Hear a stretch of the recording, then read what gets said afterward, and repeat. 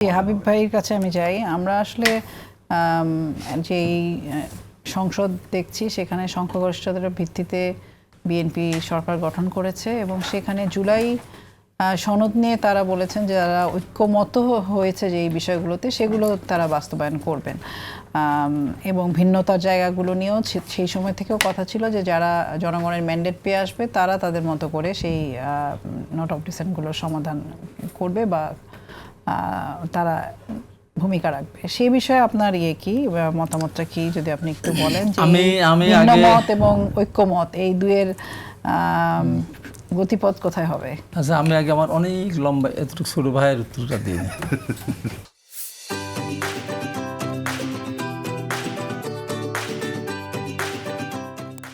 সেটা হলো এই রেমিটেন্স পাওয়ার কথা বলছে।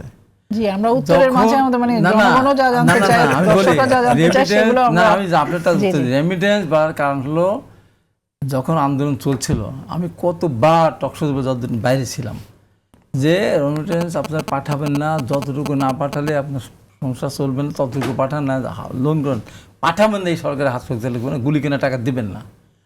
যেই সরকার চলে গেছে তখন যার যা জমানো ছিল সব টাকা তারা পাঠিয়েছে। আর রিজার্ভ বাড়ার কারণ হলো এই যে 18 মাস আমার ছোটো ভাই যে এত গল্প করে 18 মাসে একটা ইনভেস্ট হয়েছে। এই যে বিরাট সামিট হলো, এখানে বড় বড় দেশের শিল্পপতিদেরকে নিয়ে আসলো, ব্যবসাদের নিয়ে আসলো, রিজার্ভ বাড়বেই। আপনার বাড়িতে টাকা আসছে, বেতন পাচ্ছেন, আপনার মুরগি কিনবেন না, মাংস কিনবেন না, পাঙাশ মাছ কিনবেন না, ইলিশ মাছ কিনবেন না, রুই মাছ কিনবেন না, পুঁটি বাদ দিয়ে টাকি বা শাক ভাত দিয়ে খাওয়াবেন, টাকা তারপরে জমা হবেই করে। তা আমার তো কোনো ইন্ডাস্ট্রি করে ওঠে নাই, যেখানে রেমিটেন্স যে টাকাটা আসছে সেটাই রয়ে গেছে, বাড়ছে, রিজার্ভ বাড়ছে। এই গেল প্রথম কথা। দ্বিতীয়ত কথা হলো আপনি কি বললেন ভিন্নমত এবং ঐক্যমত। ভিন্নমত ঐক্যমতের কথা বলে আমার কথা হলো আমাদের শরীর শেষ হয়ে যায়নি তো। আমার বয়স কেবল 3 মাসই হলো না। আলাপ আলোচনার মধ্য দিয়ে আমরা একটা জিনিস বলি, আমরা একটা জিনিস এবং তারেক রহমান একটা জিনিস করবেন না, আশা করতে পারি জনগণের বাইরে আমরা 6 মাসে এই যে এখন 3 মাস পরে তো দেশটা আরো বিপদে পড়তে পারে যদি যুদ্ধ বেড়ে যায়। সেই সময় আপনাদেরকে আমরা আশা করব যে না, যুদ্ধ যদি বেড়ে যায় ন্যূনতম হতে পারে রাষ্ট্র গঠনে নরমাল দেশ চলতো। আমরা নরমাল দেশ চললে আমরা যে পদক্ষেপ যেগুলো নেওয়া আছে সেসব পদক্ষেপগুলি আমরা বাস্তবায়ন করলে পারে দেশের অনেকখানি সম্পদ। জি, আমি আরেকটা প্রশ্ন একটু যেতে চাই ভাই, আপনাকে দিয়ে শুরু করতে চাই। সেটা হচ্ছে আমরা দেখতে পাচ্ছি যে ছাত্র রাজনীতি বন্ধের আওয়াজটা ঘুরে ফিরে আসছে।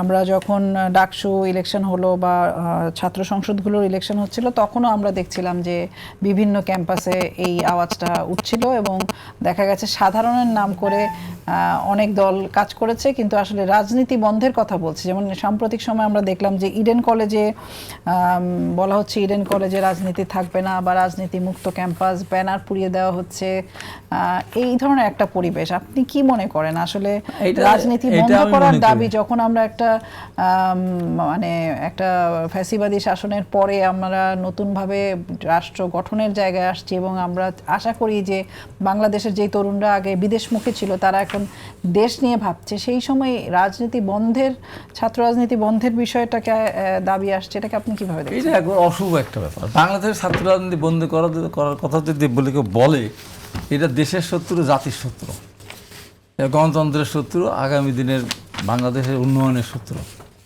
যে ছাত্র রাজনীতিকে কেন্দ্র করে বাংলাদেশের জন্ম হলো, যার গর্ভে বাংলাদেশের জন্ম হলো, সেটা কি ভাষা আন্দোলন কারা করেছিল? ছাত্ররা করে নাই?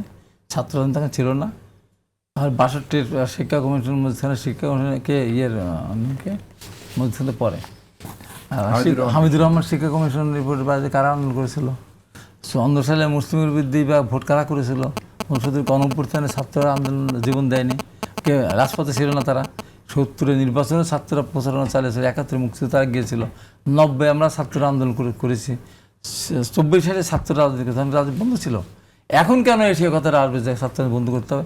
হ্যাঁ, আমি সুস্থ রাজনীতির পক্ষে, সুস্থ রাজনীতির ধারার পক্ষে, সন্ত্রাসী অপরাজনীতি যে রাজনীতি সেটার পক্ষপাতী না। আমি অবশ্যই যারা এটা বলছে তারা জেনে শুনেই তারা এইটা বলছে যে দেশটা যেন আমরা চাই বাংলাদেশে গণতন্ত্র থাকবে।